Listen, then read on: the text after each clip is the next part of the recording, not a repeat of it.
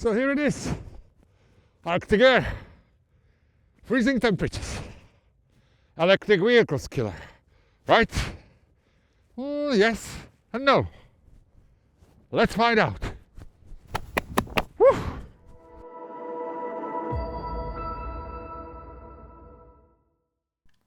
Two factors significantly affect the battery performance of electric vehicles in the winter: cold or freezing temperatures and the heat that needs to be generated for cabin comfort.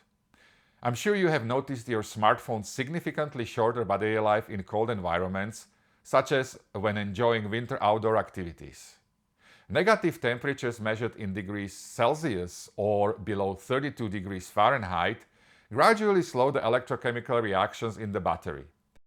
This results in reduced energy density and, in the case of electric vehicles, a shrinking driving range.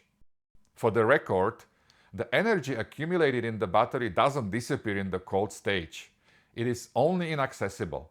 It will become accessible again when the battery reaches the proper operational temperature.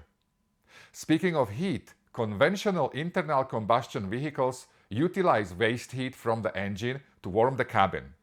Electric vehicles' propulsion is much more efficient and they don't produce much waste, so heat must be generated. Regardless of the method of generating it, whether passive, utilizing resistive heating elements, or active, using a more energy-efficient heat pump, they consume a significant chunk of energy from the battery's capacity. So let's make the first fundamental call. With the current state of battery technology, which can change soon due to rapid development in this field, the range of electric vehicles will be reduced in winter.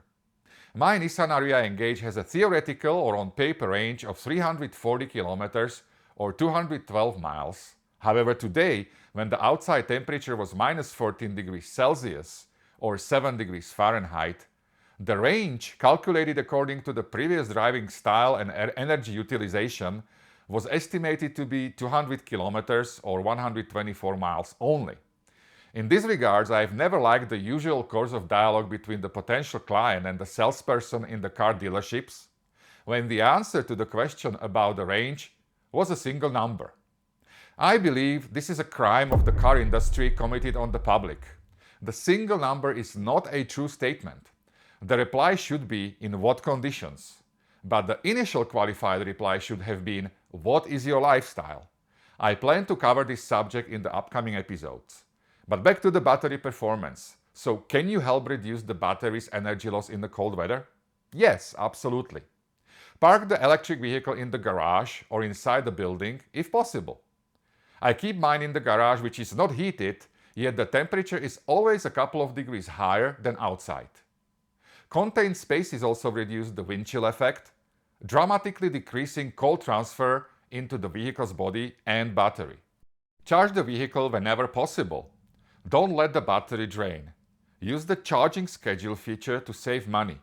The charging schedule for my Nissan Ariya is from 7 p.m. to 7 a.m. on weekdays and 24 hours on weekends, when the service rates are the lowest on my time of use plan with Toronto Hydro. I always plug the car in during this period in the winter.